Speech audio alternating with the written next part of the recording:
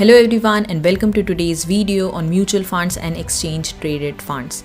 In this video, we shall explore the meaning of these terms, how they are useful and how they are different from each other. But before we proceed, please don't forget to like and subscribe to Rethinking Capitalism for more videos on money, policies and business. It is quite likely that we have already come across mutual funds before or have at least heard of them. But what exactly are mutual funds? To put it simply, mutual funds are a form of investment where many investors come together and pull in their money to purchase securities under the guidance of a professional. These professionals may be retail or institutional in nature. So, how are mutual funds different from other traditional forms of investment and why do people prefer to invest in them? Well, there are a number of reasons to answer that question. Firstly, since mutual fund investments involve a large number of investors, there is a larger capital to make investments that would otherwise not be possible for individual investors. Additionally, mutual funds allow diversification of investments under professional management. This means that risks are significantly lower because the risk is spread over a number of investments that have been thoroughly researched by a professional with intimate knowledge in the field. What about ETFs then? How are they different from mutual funds? ETFs or exchange traded funds are a type of investment funds that are similar to mutual funds in many ways. However, one primary difference between the two is that ETFs are bought and sold throughout the day, while mutual funds are bought and sold based on the price at the end of the day. This means that ETFs can be traded like stocks while mutual funds cannot. This gives us a basic overview of the two forms of investments though.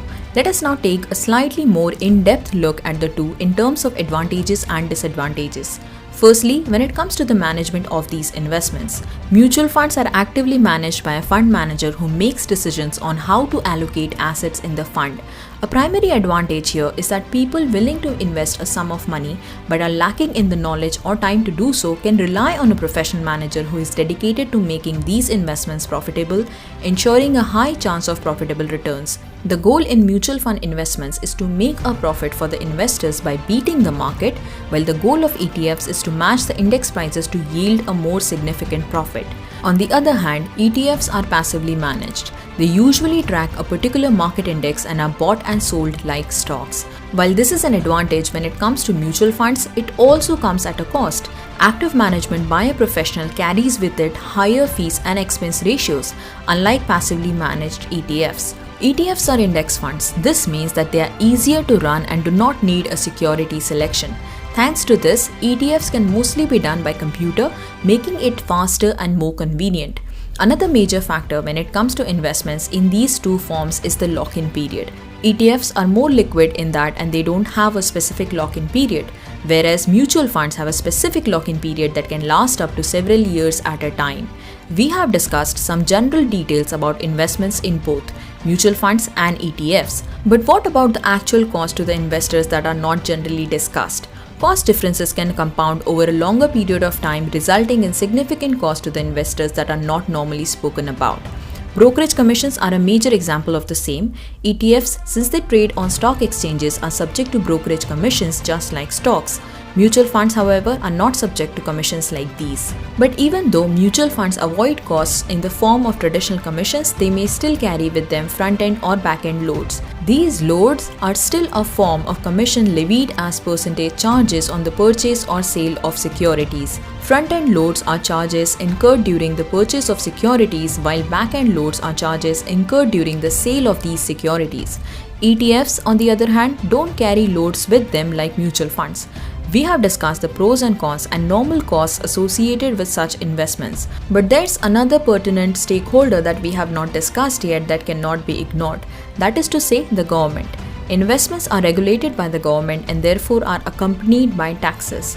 A major advantage ETFs have in this regard is that they generally do not generate capital gain taxes. This is mainly because ETFs have a lower turnover in their portfolios as they don't sell securities to meet investor redemptions. On the other hand, whenever a mutual fund realizes a capital gain, these gains have to be distributed among its various investors. It is the investors that have to individually pay capital gain taxes on the number of gains they have earned. Considering all these factors, how does one choose between investments in mutual funds and exchange-traded funds? Well, first off, one needs to establish a clear short-term and long-term goals. Mutual funds are better when it comes to long-term investments and require a lower amount of time and effort on the part of the investor. The most significant catch being that they require longer periods of time for the returns to come in. ETFs, however, are a different matter. Since they are closely linked to market volatility, they can provide instant liquidity and tax benefits. How then one choose between the two? Before you invest in mutual funds or ETFs, it is therefore essential to be clear on objectives when making such investments, the kind of returns one desires, the strategy that can ideally be adopted, and the risk one is willing to take while making such investments. One must remember that an investor is not restricted by a this or that or a black and white scenario. When done right, mutual funds and ETFs can complement each other and provide great benefits to each other and the investor, of course. The prudent decision will depend on the type of mutual funds or ETFs one invests in and the kind of informed decision one is willing to take. An important thing to keep in mind here is to keep oneself as informed as possible in order to tackle the risk associated with such investments. Do your research, spend your money wisely, and most importantly, get those gains. This video is brought to you by Shaktiki.org. They are an impact-driven digital marketing agency. Check out their website with the link in the description below. Please like this video and subscribe to this channel for more such videos.